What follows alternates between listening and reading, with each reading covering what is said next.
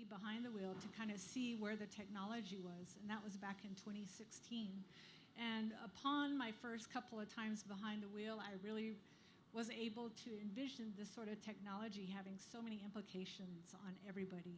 We're not limiting it to the people who might choose not to drive or don't want to drive or can't drive. We're also talking about transit services that could be available for different people in different locations. So that was really what drove my focus and my passion for getting involved in the AV space. And then when I left and transferred over to ADOT, I could kind of see how I could flip the switch in a sense and really kind of be the driver to talk a little bit more about the technology in general, but to really work with companies like Cruise on how they can continue to develop their technology while also thinking about underserved and rural communities. Thank you for that. I'd like to dig into that just for a bit. Now, what do you think is sort of the response from the community, seeing that you have this expertise that you've learned at an autonomous vehicle company, you're now working for the State Department of Transportation, you're a representative of your community, and now you're able to go out and explain not only the state perspective, but the perspective from the technology company. Having you in this role, what do you think that means? I think it adds a little bit of credibility, quite honestly, because I'm not only kind of hitting on a lot of the talking points that you would get from a member of the State Department of Transportation. You know, we talk and we want to drive how great this mobility is, but to really learn from the experience that I had as a test driver. You know, early on in 2016, we were able to ride in the cars and kind of see some of the wonky things the vehicle might do. Like it would respond to a plastic trash bag going across the freeway, much like it would a bird. So a lot of times it would do some brake checking or do a little bit of swerving. And to see that first kind of response and behavior of the vehicle early on, and then just within a short amount of time, see how quickly it was able to distinguish something like a static, inanimate object and take it and look at a realistic animal or whatever and be able to learn and adapt and behave appropriately was really outstanding. So just to cite examples like that when you're speaking out to other regulatory makers or other stakeholders, to have that personal experience and interactions with the vehicle does lend a lot of credibility for the space. I imagine it would. Prashanthi, you know, I was going to start off by asking you what the Cruise perspective was, essentially based on what Dr. Shelley shared about the history, right? It's our history. But I'm more interested in you, actually. So before we go to Cruise, you know, you led state and local government affairs at Lyft, right? You now lead global government affairs for Cruise. I'd like you to give the audience a bit of what you're seeing in terms of the importance of equity issues and how you're working to address it in your day job. Thanks, Henry. I think not a very tight question for me because it might go a little bit long, but I'll try. You know, I think one of the things that the new transportation world is doing is trying to take some of the systemic inequities that have been existing from a lot of what Dr. Shelley was talking about and changing its face. I think the current ride-sharing platforms have done an incredible amount of job even just getting into neighborhoods that have otherwise been underserved by transportation. You know, public transit doesn't go there. There have been incredible amounts of studies that show why that is actually a barrier, again, to like social determinants of health. You know, think about jobs, think about healthcare, think about, you know, housing. A lot of those communities are now being reached in a way that has not been done before. But that's not where we need to stop. I think with Cruise and thinking about the future of autonomous vehicles, you now have an opportunity to also get at a different piece of the puzzle, which was also cost. And so now you're coming up with a affordable, reliable, non-discriminatory service that now has the ability to go into neighborhoods at a price point that actually matters to these communities, and is doing so in an all-electric way. So we talked a little bit about the pollutants and the particulates. We know that Black and brown communities are 40% more exposed than white communities to these particulates. So in an all-electric way, we're not only being able to provide them with environmental benefits, but we're also having them access an electric vehicle that they may not be able to afford. that they might not have been able to ever be exposed to, and technology that's sort of bridging that digital divide that so often exists between these communities. And so I think we have an opportunity. Now, are we going to be the entire solution? I won't say that that's the case. But I think one of the things that I hope we all walk away with today is, what is your part in helping change that future of transportation and changing the inequities that exist? Autonomous vehicles are going to be able to go in and around the city. They're going to be able to attack that personal car ownership. But they're also going to be able to reimagine cities into parklets, into green spaces, into changing some of the infrastructure that has been systemically unequal for many of these communities. And so we have the ability, with a lot of expertise, not only on this stage, but in many of you, to help shape that future. I think that was a very succinct answer. Thank you. So look, I want to challenge you guys a bit, okay? I don't want to throw anybody off. I want to start with Dr. Shelley. So Dr. Shelley, we are now at a point where some of the historical perspectives are widely known, not by everyone, but by some. We've got the equity conversation happening at a national level. It made its way into the infrastructure bill. You've got a U.S. Department of Transportation that has prioritized equity. What are we missing? Why are we still having the conversation? I think one of the reasons we're still having the same conversation is, like, we're still trying to put a square peg into a round hole. So we're still trying to approach the issue from kind of the same lens or the same vantage point that we did over the last several years. And so I think that's one of the reasons why diversity, equity, inclusion is so critically important to this conversation, because you have to hire diverse people from some of the communities that you're going to be working with, or you think that we know that the technology is going to benefit the most, so the communities that are disproportionately impacted. So like having like diverse voices, having more women, having more people that are reflective of these communities, people who may have different experiences around mobility access because of disabilities that you may be able to see or that you might not be able to see. So just having that diverse perspective shape the solutions and be at the table will really make a significant difference. And I think that's one of the ways that we can move forward. That's a potential solution that's best practice, really, is to make sure that you have individuals who are part of the, who have experienced a problem, who are reflective of those communities, experiencing those burdens, help them. They need to be part of that conversation in shaping policy and shaping practice as well as research. I completely agree. Until recently, I was a fellow at NYU, the McSilver Institute in New York, and we took a look at mobility companies as a whole and what we could do to recommend strategies for implementing equity. And one of the first things was broadening the selection pool, the people that are actually working at the company and going into the communities and talking to people. Yes. And one other thing too that I think is also really critically important is making sure, like, the strategies, because you all are all mobility professionals and you're working across the country, probably across the globe, is really making sure that you have the right data to inform what these strategies look like. That's another piece. So it's not just about you had an idea or somebody had an idea and let's see if this is going to work in X community. It's really making sure that you do what we call in our space at EVNoire a landscape assessment, so that you have a good understanding of not only like the historical context, but the current context of people's experiences around utilizing this technology or new mobility.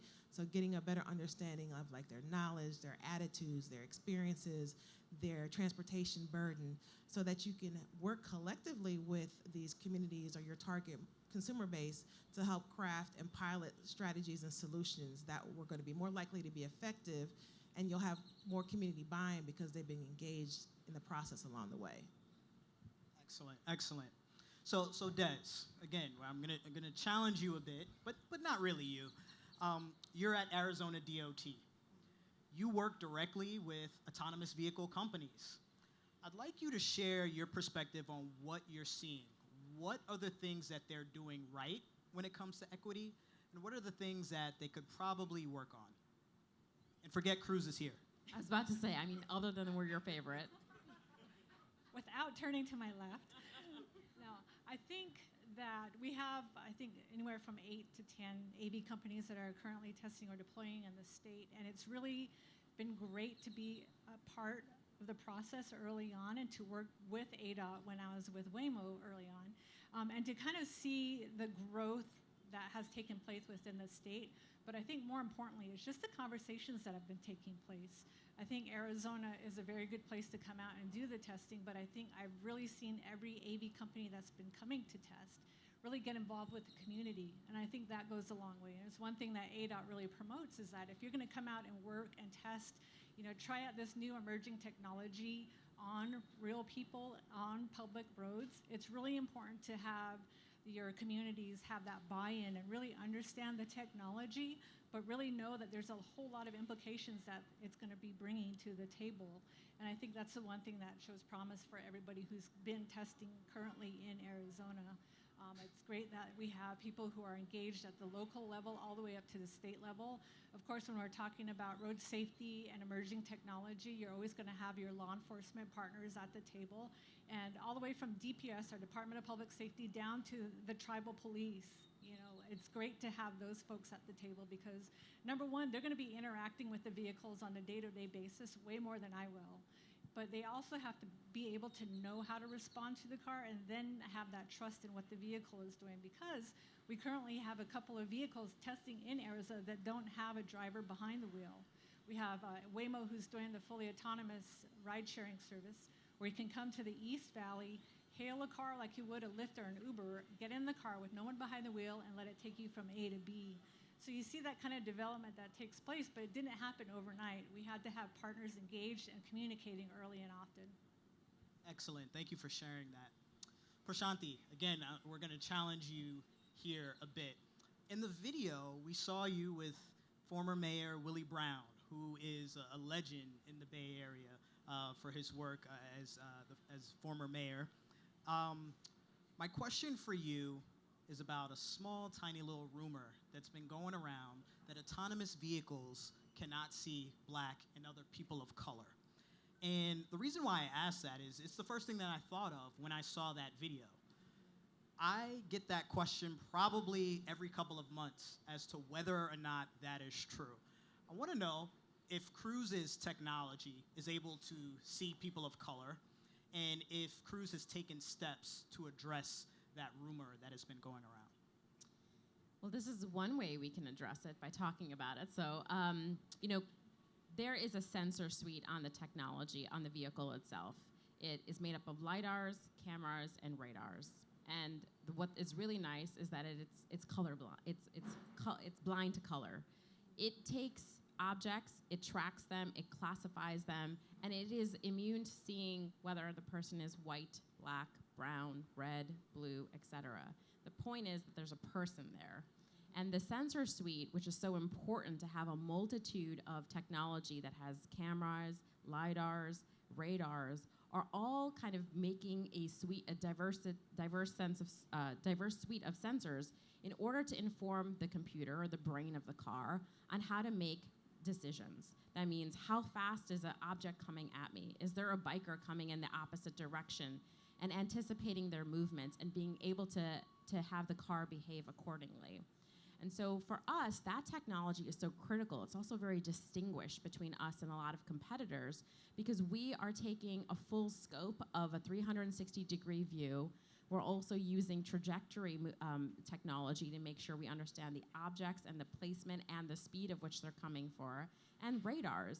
And so I think and LiDARs, which is also like a laser technology for those who aren't as familiar, to really understand in the 360-degree view.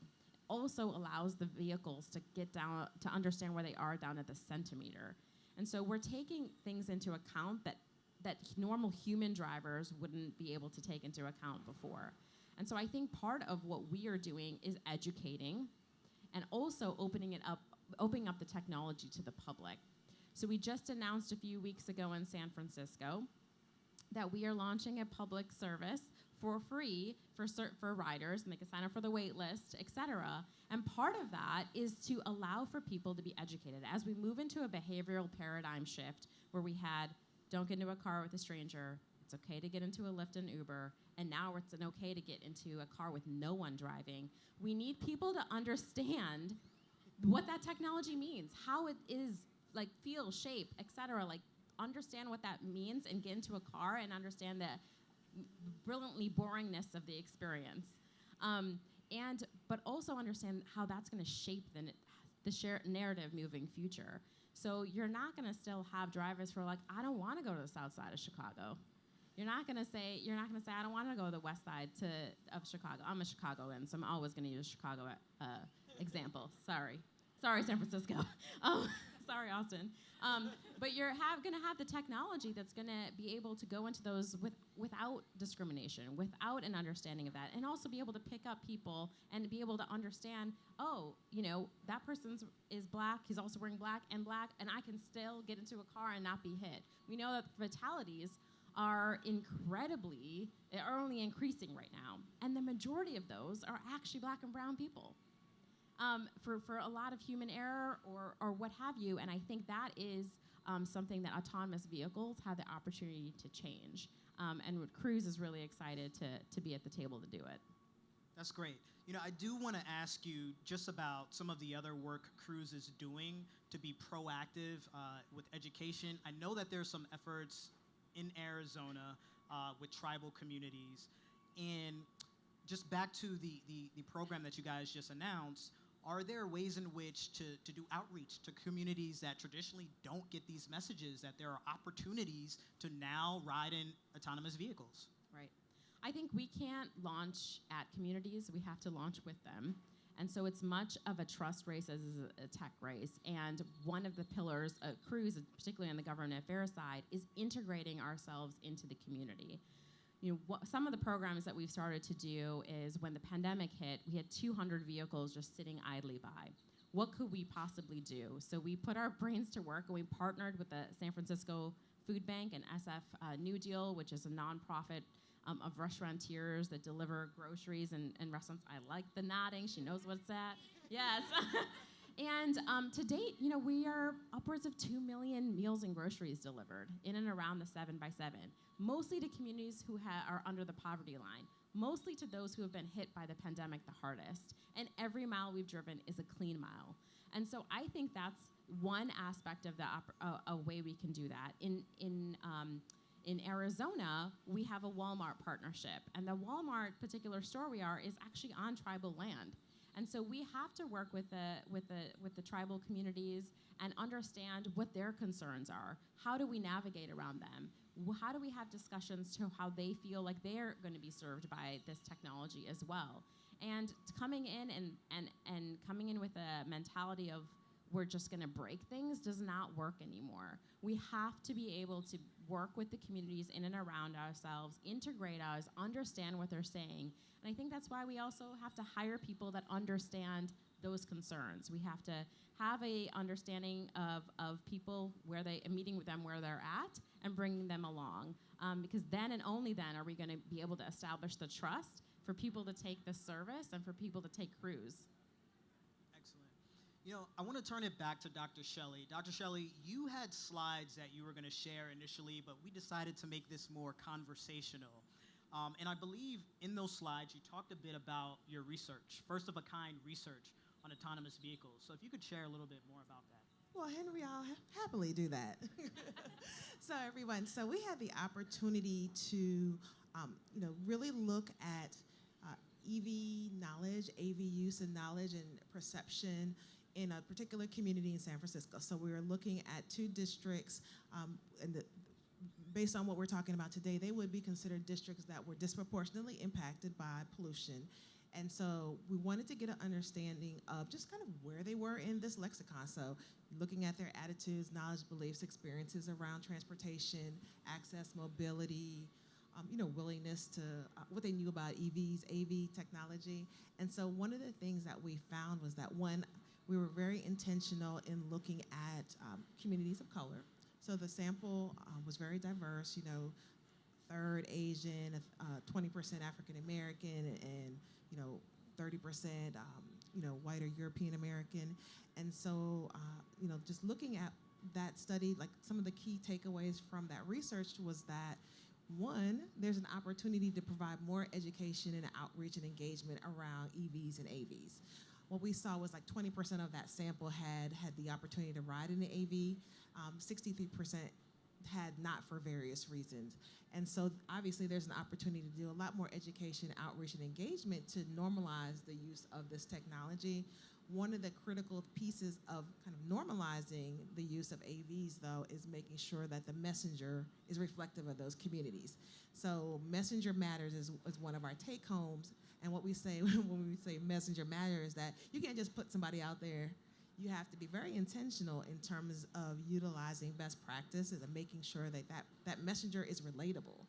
I'll give you an example. So our sister organization, EVNoire, is a membership organization, largest network of diverse EV drivers and enthusiasts. We've got thousands of members who are across the country, really and beyond, who are EV drivers and enthusiasts. So that's a great way to go into other communities, show people that these are folks who are reflective of your communities, they live in your neighborhood, and they can tell you what the experience is like having an electric vehicle, or now, in this case, utilizing AV technology. So that's one of the things that we know. And then the other piece is that, again, there's really a good opportunity to address some of that transportation burden that Prashanthi was talking about.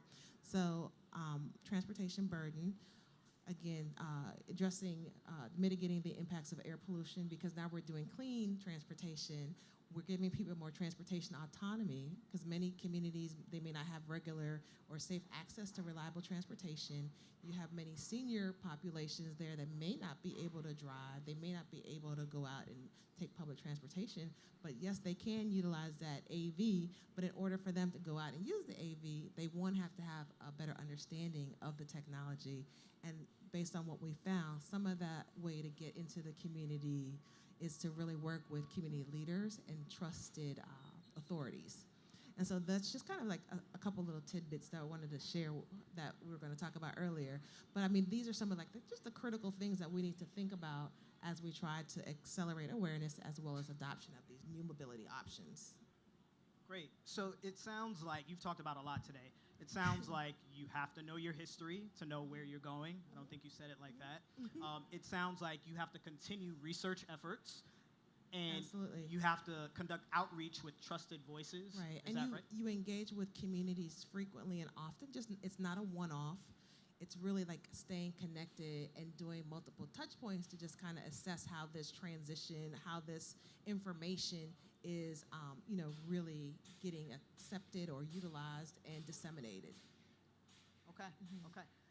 Now, what else is missing?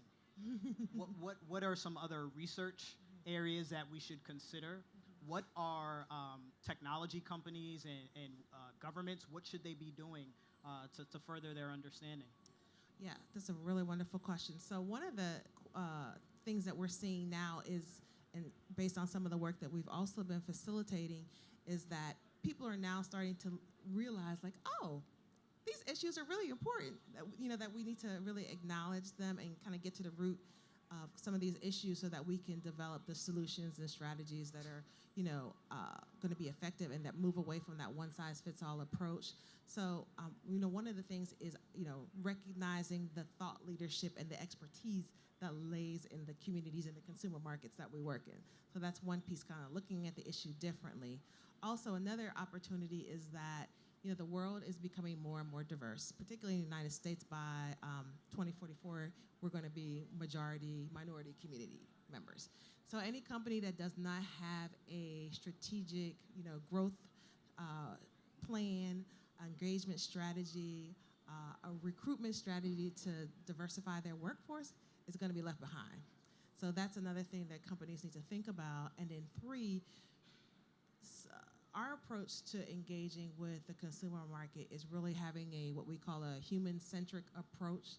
And that for us, what that means is that we are engaged, we're not coming into the community and talking at them. I think Prashanthi said, something about, launching at the community. So our strategy is really to make sure that the community perspective, the voice, the expertise is centered in the conversation. Like, we come with empathy, we respect their time and expertise.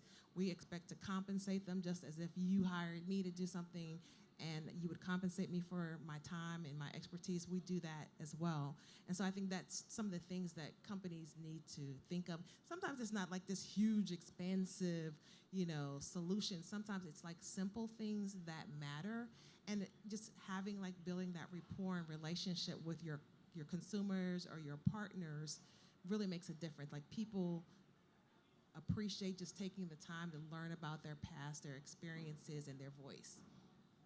Thank you. Shelley, as you were speaking, I just realized, and you guys are going to think I'm a fool for this, that there are people of color up here on this panel talking about transportation. 20 years ago, we would not be up here talking about transportation at all. So that gives me a lot of faith in where we're headed. I also want to call out they're all women. Yes, that's right. Because we've been talking a lot about racial and ethnic diversity up here, but we haven't been talking about the other equity groups like women, like LGBTQ, like the disabled community. And these are all opportunities for us to get in, to advance, right? So, I know as a woman of color, getting into an autonomous vehicle, I actually feel safer. I need someone to be able to track me. I need to be able to one button away. I don't need a driver harassing me or talking to me, because maybe I don't want to talk to them. Or I don't want to get into a car late at night with potentially someone who's intoxicated. I know as we are very pushing the movement forward with the disabled community, with the blind and the deaf and hard of hearing community. We have functionalities for that. But we also are exploring in our new vehicle that we're manufacturing coming out next year called the Origin. We're also exploring a wave variant, which is the first ever of a company in tech and transportation to move forward in actually figuring out how to solve things for wheelchair users. And so we're starting with user groups to actually help us inform what that is. Is curb height an issue? Where do we place the anchors? How do we adjust the vehicle so that it is actually usable by the user community? And so I think there is just there's equity, and we often talk about racial and ethnic equity, which is extremely important. But I wanted to just acknowledge that there are other groups out there that we're also changing the face of. So, sorry, Henry. No, that's fantastic. And you just addressed all of the rest of the questions I had. No, I'm kidding. But I do want to stay with you for a bit, Prashanthi, just because, the gender issue. I want you to talk a little bit about your why you do this work. You were at Lyft, you entered tech, historically not great on issues of diversity, including gender and racial, right? You're in tech, you're in transportation. Tell me about your why. How did you get into this work, and what keeps you in it? So I think we've all probably faced challenges based on what we look like up on this stage, and probably many of you. And I faced that throughout my career, even at tech companies. But I think what drives me is the ability to make impact on a mass scale, and in underserved communities. And that could be, communities of color. It could be the women community. It could be in other communities. And that's really been my driving world. I had thought about public service being, when I was in government, being the way in which to make that change. When I realized tech companies could also do that, and maybe at a much faster pace, that was something that really drew me in. I'm also a mom of 2 girls. I want to see them have an opportunity for a future that's going to look vastly different than myself. And if I'm not sitting at that table and making that table made for me, they're not going to have those opportunities either. And so that, for me, is something that drives me. And, I don't know how many of you all saw Lily Singh's new TEDx talk where she's talking about doesn't matter just to have a seat at the table. You need to build a better table. That is something that I continue to take into account every day at Cruise, and I did it every day at Lyft. Some of my colleagues are probably nodding their heads right away. I used to break things because I was like, this is not acceptable. We have to change the way we're thinking about things. And whether it's to a co-founder, whether it's to another person, whether it's to my colleague and my counterpart, if I'm not going to say it, who is? And so I think I take that approach to a lot of things in my life. My team member is definitely laughing right now, so I'm sure that's how he's feeling. But I think that, to me, is my purpose. It's a lot for making impact and a lot for making the future better for my two daughters and others. So, Dr. Shelley, I was going to ask you the same question, but I'm not. Something Des said reminded me of an article that you wrote, and the article was talking about the connection between transportation equity, public health, and climate. And in it, Dr. Shelley, and this is not a direct quote, but you said something to the effect of transportation equity is a matter of life and death for frontline and communities of color. And when you wrote those words, I felt that. I felt the life and death part. But I want you to talk about why. Why is that the case? Why are those words not just hyperbole in that instance? Okay, sure. So when I give my response, that will actually speak to the question that you asked Prashanthi and Deb. Okay, fine. So I get to answer it anyway. Twofer. So the reason why I said it was a life and death matter is because for some communities, EV adoption, AV adoption, or use is cool technology. Like, this is, we're advancing, this is the future is now and everything. And then for other communities, life or death matter, like I said. And the reason behind that is because, as our, my esteemed panelists have shared, that frontline communities are disproportionately impacted by overexposure to transportation tailpipe emissions, right? So 70% of Black people, African American people, live in communities that are overexposed to transportation emissions. And some of the reason for that is what I laid out earlier. So I wanted to do something about that. The fact that when we start looking at the health disparities, the public health impacts of transportation emissions, African American children are dying at asthma rates of 10 times that of their white, peers, and Hispanic children are dying of asthma 6 times the rate of, of white children. And so it's time to do something about that. And so one of the reasons that I love working in this space is that I'm able to help design studies. My team and we're crafting studies. We're helping to inform and shape policy. We're getting to, work with companies like Cruise and work with the DOTs, both at the state, local, and federal level, to really help them think about these issues in a different way. So as Prashanthi said, you got to kind of break things and think about things differently. So like we're, encouraging and trying to pull people on to start shifting their thought process and shifting the paradigm of how we address these mobility issues. And so, those are some of the things that I think about and our team thinks about in terms of like how we can have impact, is to really, focus in on like, we're making a difference because we're actually saving people's lives, and the work that Cruise and the work that, Des has been engaged with at the DOT and at other organizations is really having an impact on people's lives, their well-being, their health, their economic and work, opportunities.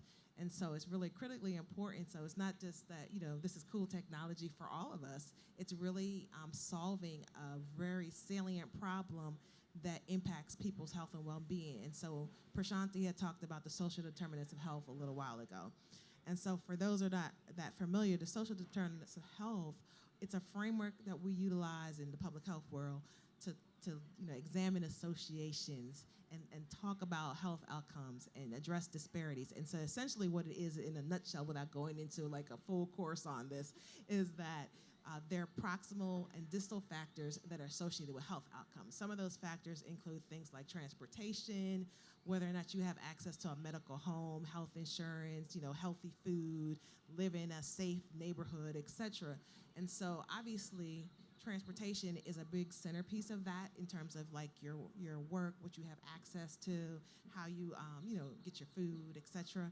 So the more that we can do to try to address not just transportation, but all of those other issues that are associated with health and well-being, the better off our society will be. And that's my public health medical lecture for today. Thank you, Shelley. So just checking the time, we've got about 5 more minutes. I wanted to see if there were any questions from the audience. Mm-hmm. Okay, sir.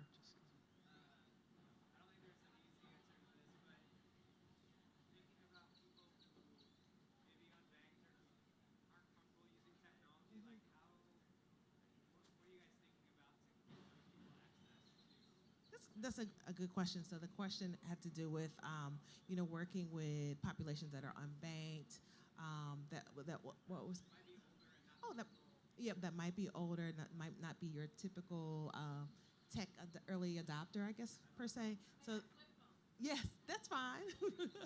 So somebody mentioned flip phones. So no, that's fine, and I think that's the importance of kind of meeting people where they are and engaging with communities and your consumer base frequently and often, because you need to understand like how are they accessing or utilizing services. So there's ways to utilize gift cards, preloaded cards for people to utilize transportation options that require like some type of like a debit card function. We've also been working with, say, charging infrastructure manufacturers to move away from requiring that people utilize some type of card system, because everybody doesn't have access, as this gentleman shared, in terms of thinking about the retiree community. Again, engaging with them, having them help be part of that solution. There's a really great creative solution process called design thinking. And so sometimes utilizing design thinking and having people who are experiencing, again, the solution is often closest to those who are experiencing the problem. So again, it's really critically important to have those people engaged in helping to craft the solution. It's just, another way to look at this whole issue is to really, center those voices that are experiencing those challenges. On to that real fast. One thing that is happening right now in the city of Peoria is they actually have a robo shuttle. So we're talking a little bit about maybe seniors don't really have the technology to hail a ride-sharing app or a car. There's a small 4-mile loop taking place within the city of Peoria that actually acts as a shuttle stop along that route. So it's a fixed route, but it's offered there in a very dense retirement community, and it's there, operates, comes by every 10 minutes or so. The people who live there can actually use the shuttle to get to the various medical offices, to the donut shop, places along the route that they might want to go to. And that is a really good way to get the senior community involved who don't want to rely on their technology to have the car pick them, but it makes them early adopters. They get to see the technology up close, they get to do it for free, and all the while you have your AV companies who are looking at developing that out further and eventually expanding, but that's also another route that I've seen taken in Arizona.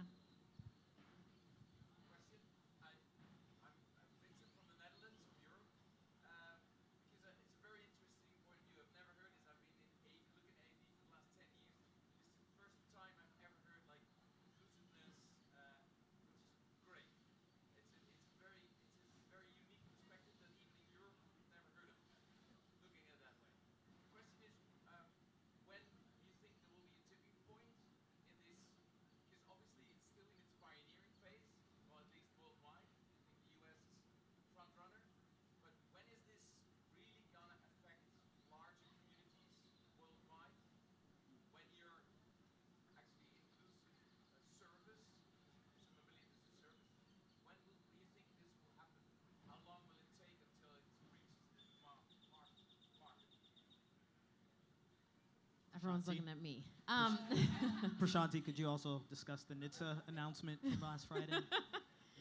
Well, I think I'm not going to give you an exact timeline. I think the thing is, we are launching in San Francisco first, cruises. We also have a program in Arizona. We have announced Dubai as our first international partner late next year. And I think those opportunities, when you start to utilize use cases and you see those models be built out, we have started now to see a whole host of countries asking crews to help figure out what the model for their community is.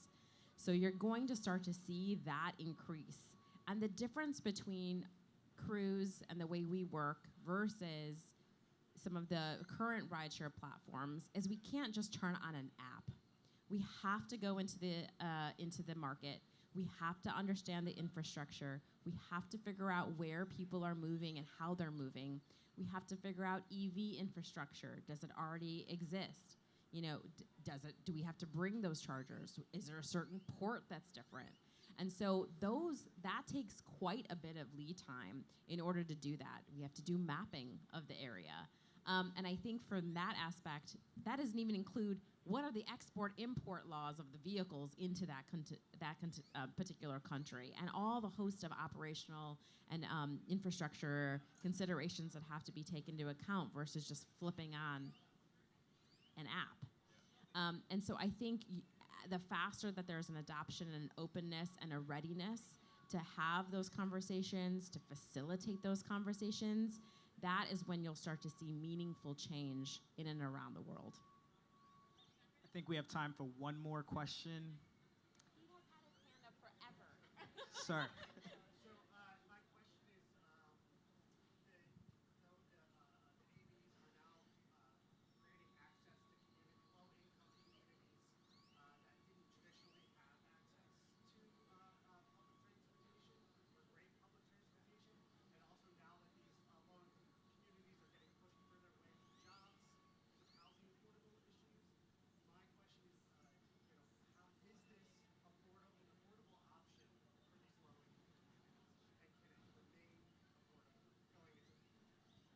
So that's the hope. I think with fleet management, a lot of those associated costs with even owning your own car, insurance, gas, et cetera, get taken away. In consideration with the current ride-hail opportunities, we don't have a driver to pay, and we don't have some of those associated costs with that. Now, does that mean, because there's going to be a myth, I know this follow-up question is, what happens with those jobs? People have to make the cars, they have to clean the cars, they have to inspect the cars, there's all these other jobs that are being created. And so I think that's an important piece to this. But the affordability aspect with the fleet managed system helps drive down the cost, because we're kind of absorbing all those costs. And the idea is to be able to move towards a price point that actually matters to these communities. Otherwise, I think it's a lot of talk without a lot of backing to this. And so I think for us, it's a matter of thinking about the price point for these communities. Sure, I understand maybe your next question is, how are the company's goals being achieved then? But I think the adoption into this it doesn't work unless the entire city is working with it and the entire city is able to get in and around. And so as we map further kind of operational design domains, ODDs for those who are familiar with the technology, so it'll go from a smaller market, smaller geographical area to a larger geographical area, and then to a larger geographical area. I think that's going to be taken into consideration too. The only thing I will say is with the rural and urban divide, one thing that we have been doing at Cruise is that our cars in California are charged by renewable energy. And they're being charged by renewable energy from 2 wineries in the Central Valley. Now, the Central Valley has never seen technology like this, but now while cars are charging hundreds of miles away, we are now providing economic benefits to 2 wineries and two farms in the Central Valley. And so we have to kind of think a little bit more creatively, which is not just about the transportation from point A to point B. There's other opportunities that we can hit some of these other communities that are even further out. And I'll also add, one of the beauties of new mobility is that it's not just about the four-wheeled vehicle. So you've got everything from e-bikes, scooters, on up to medium heavy duty, or vans and buses and trucks. So there's an opportunity for people to lean into different aspects of transportation or different solutions, based on what they need. So they may not be using the scooter in a rural community, but they might utilize like an e-bike. Or electric motorcycle, or even a light duty vehicle. So there's different ways to kind of, I think, meet mobility needs and provide various solutions. So I think we are out of time. I want to thank the panelists for sharing their stories and their perspectives with us.